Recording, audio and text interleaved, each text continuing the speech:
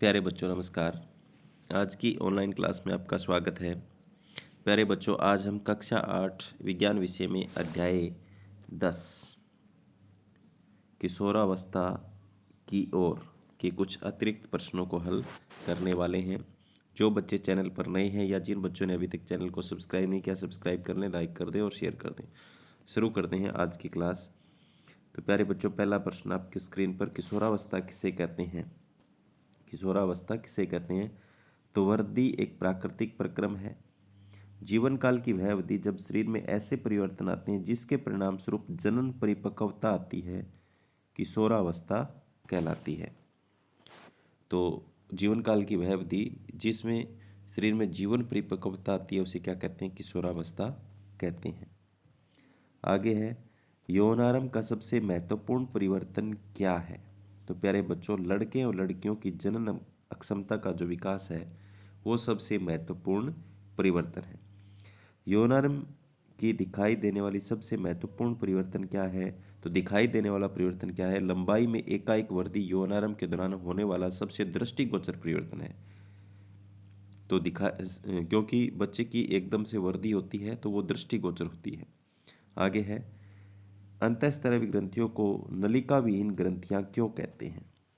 अंतःस्रावी ग्रंथियों नलिकाविहीन ग्रंथियां क्यों? अंतःस्रावी ग्रंथियां हार्मोनों को नलिका से न निर्मोचित कर सीधे रुधिर में प्रवाहित निर्मोचित करती है, इसलिए इन्हें नलिकाविहीन ग्रंथियां कहते हैं। तो एक बार और फिर से देखो, अंतःस्रावी ग्रंथियां हार्मोनों को नलिका से न निर्मोचित कर सीधे रक्त में प्रवाहित निर्मोचित करती हैं, तो इन्हें क्या कहते हैं? नलिकाविहीन ग्रंथियां कहते हैं। किशोरावस्था में व्यक्तियों के चेहरे पर फुंसियाँ और मुहासे अधिक क्यों हो जाते हैं?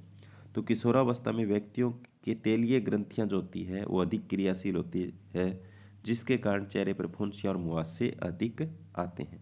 तो प्यारे बच्चों, किशोरावस्था के अंदर जो तेलीय ग्रंथियां हैं वो ज़्यादा एक्टिव हो जाती हैं, सक्रिय हो जाती हैं, जिसके कारण चेहरे पर फुंसियाँ और मुहासे होने शुरू हो जाते हैं। आगे गौण लैंगिक लक्षण क्या है? गौण लैंगिक लक्षण क्या है? तो गौण लैंगिक लक्षण वे लक्षण हैं जो यौनारंभ के दौरान वृषण अंडाशय शुक्राणु अंडाणु उत्पन्न करते हैं। लड़कियों के स्तनों का विकास होने लगता है तथा लड़कों के चेहरों पर बाल उगने लगते हैं, अर्थात दाढ़ी मूछें आने लगती हैं। ये लक्षण क्योंकि लड़कियों को लड़कों से पहचानने में सहायता करते हैं, अतः इन्हें गौण लैंगिक लक्षण कहते हैं।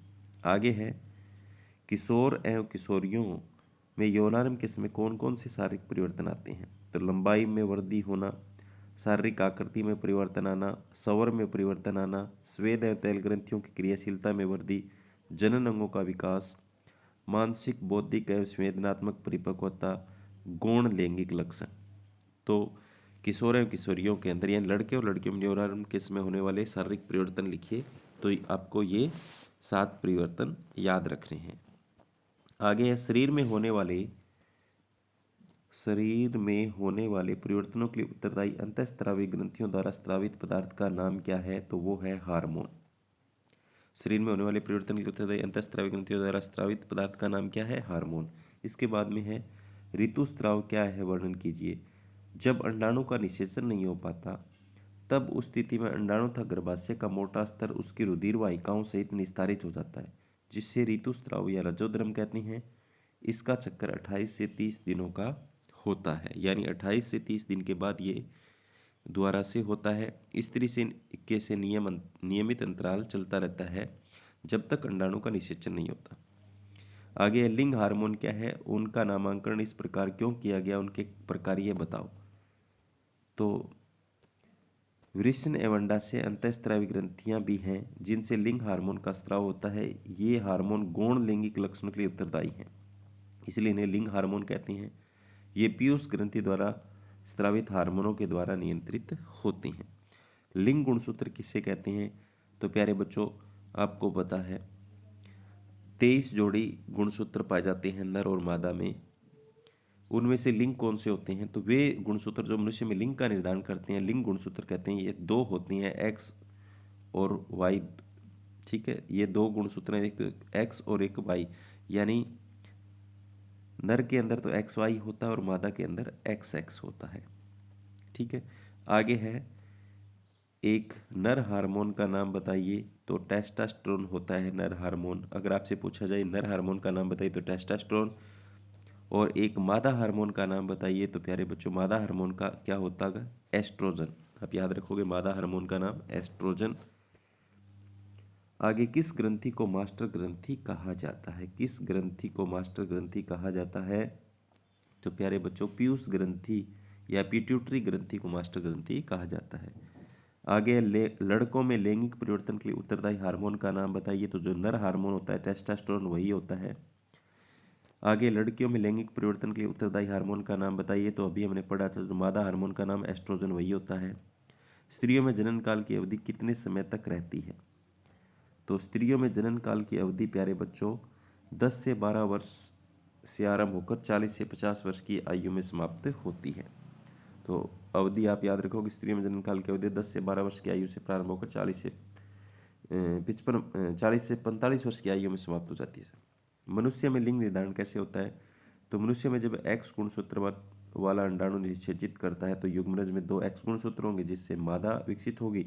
यदि अंडाणु को निषेचित करेगा वाई गुणसूत्र तो नर भी विकसित होगा। जैसे हम देख लेते हैं यहाँ पर, अगर ये है एक्स वाई, ठीक है, एक्स एक्स से मिलेगा तो एक्स एक्स बनेगा और इस एक्स से मिलेगा तो एक्स, ये एक्स इस वाई से तो एक्स वाई, ये एक्स इस वाई से तो एक्स वाई, यानी 50-50 संभावना होती है। ऐसे होता है लिंग निर्धारण का। अगर एक्स का एक्स से मिलान होगा तो लड़की होगी, एक्स का वाई से मिलान होगा तो लड़का होगा। रजोदर्शन किसे कहते हैं? तो लड़कियों में पहला ऋतुस्राव यौनारंभ में होता है जिसे रजोदर्शन कहते हैं। इसके बाद में रजोनिवृत्ति क्या है? तो लगभग 40 से 50 वर्ष की आयु में औसत आयु में ऋतुस्राव रुक जाने को रजोनिवृत्ति कहते हैं। गायटर किस ग्रंथि का रोग है? तो प्यारे बच्चों गायटर जो होता है वो थायराइड ग्रंथि का रोग है। अगर हमारे भोजन के हमारे शरीर में आयोडीन की कमी हो जाए तो गले की जो ग्रंथि है वो थायराइड ग्रंथि फूल जाती है जिसे गायटर या घेंगा रोग भी कहा जाता है। इसमें लिखा हुआ है देखो, किस पदार्थ की कमी से शरीर में गायटर रोग होता है? तो आयोडीन की कमी से होता है। आगे है मधुमेह का कारण क्या है? तो मधुमेह रोग जो होता है प्यारे बच्चों वो इंसुलिन हार्मोन की कमी से होता है। किससे होता है? इंसुलिन हार्मोन की कमी से, जिसको हम शुगर या डायबिटीज भी कहते हैं। ये इंसुलिन हार्मोन हमारे खून के अंदर, रक्त के अंदर शर्करा की मात्रा को नियंत्रित करता है।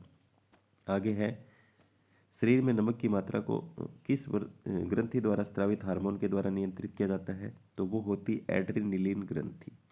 एड्रेनलिन ग्रंथि। एड्रेनलिन हार्मोन का क्या कार्य है? तो प्यारे बच्चों यह क्रोध चिंता, यह क्या काम करता है? क्रोध चिंता उत्तेजना की अवस्था में तनाव के संयोजन का कार्य करता है। यह क्रोध चिंता या उत्तेजना की अवस्था में तनाव के संयोजन का कार्य करता है एड्रेनलिन हार्मोन। आगे है पीयूष ग्रंथि वृद्धि हार्मोन को स्रावित करती है। कौन सी ग्रंथि वृद्धि हार्मोन को स्रावित करती है? तो मैंने उत्तर भी बता दिया, पीयूष ग्रंथि है अभी। आगे है वृद्धि हार्मोन का क्या कार्य है? तो वृद्धि हार्मोन व्यक्ति की सामान्य वृद्धि को बढ़ाता है। इंसुलिन का क्या कार्य है? तो अभी बता ही दिया आपको, रक्त में शर्करा की मात्रा को नियंत्रित करता है। इसके बाद में कायांतरण किसे कहते हैं? तो लार्वा से वयस्क में बनने के परिवर्तन को कायांतरण कहते हैं। कीटों में कायांतरण किसके नियंत्रण द्वारा होता है? तो कीटों में कायांतरण नियंत्रण कीट हार्मोन द्वारा होता है। कभी कभी टेडपोल वयस्क टेडपोल में परिवर्तित नहीं पा जाते, क्यों? तो प्यारे बच्चों टेडपोल को वयस्क मेंढक में बदलने के लिए आयोडीन चाहिए। अगर पानी में आयोडीन की कमी है तो वो परिवर्तित नहीं हो पाएगा। यदि जल में पर्याप्त मात्रा में आयोडीन नहीं है तो टेडपोल वयस्क मेंढक में परिवर्तित नहीं हो पाते। आगे है स्वास्थ्य की परिभाषा लिखें। व्यक्ति का शारीरिक एवं मानसिक विसंगति मुक्त होना उस व्यक्ति का स्वास्थ्य कहलाता है। आगे है किशोरावस्था में संतुलित आहार की आवश्यकता क्यों पड़ती है? तो किशोरावस्था तीव्र वृद्धि या विकास की अवस्था है। शरीर के वृद्धि एवं विकास के लिए संतुलित आहार की आवश्यकता पड़ती है, क्योंकि इस उम्र में वृद्धि और विकास होता रहता है और वृद्धि और विकास के लिए हमें संतुलित आहार की आवश्यकता पड़ेगी। संतुलित आहार किसे कहते हैं? तो वह भोजन जिसमें पर्याप्त मात्रा में सभी पोषक तो हमारे हो संतुलित आहार कहलाता है। इसके बाद में एक संतुलित भोजन का नाम लिखिए। तो संतुलित भोजन है दूध। आगे उस तत्व का नाम बताइए जो रुधिर का निर्माण करता है। तो लो तथा आयरन। एड्स क्या है, ये कैसे फैलता है, एड्स क्या है, ये कैसे फैलता है। तो प्यारे बच्चों, एड्स एक खतरनाक विषाणु वायरस द्वारा होता है। यह निम्न तरीके से फैलता है: संक्रमित रक्त या सिरिंज द्वारा, पीड़ित माँ से शिशु द्वारा, एड्स रोगी से लैंगिक संपर्क द्वारा। तो प्यारे बच्चों, एड्स एक ऐसा रोग है जिसमें हमारा प्रतिरक्षा तंत्र जो है वो कमज़ोर हो जाता है। एड्स में प्रतिरक्षा तंत्र कमज़ोर हो जाता है, हमारा प्रतिरक्षा तंत्र कमज़ोर हो जाता है। ठीक है, अगर प्रतिरक्षा तंत्र कमज़ोर हो जाएगा तो एड्स वाले रोगी को कोई भी अगर रोग होगा, जैसे मान लो बुखार होगी, तो बुखार भी ठीक नहीं होगी और वो धीरे धीरे उसी रोग से मर जाएगा। तो अगर आपसे इसका पूरा नाम पूछे एड्स का, तो एक्वायर्ड इम्यूनो डेफिशिएंसी सिंड्रोम, और किस वायरस से होता है, तो HIV वायरस से होता है। तो ये भी आप याद कर सकते हैं किस वायरस से होता है, HIV वायरस से। H से ह्यूमन, I से इम्यूनो, V से वायरस। और एड्स की भी फुल फॉर्म पूछे तो आप बता सकते हो एड्स की एक्वायर्ड इम्यूनो डेफिशिएंसी सिंड्रोम। तो आज की क्लास में इतना ही। उम्मीद करता हूँ कि समझ में आया होगा। धन्यवाद।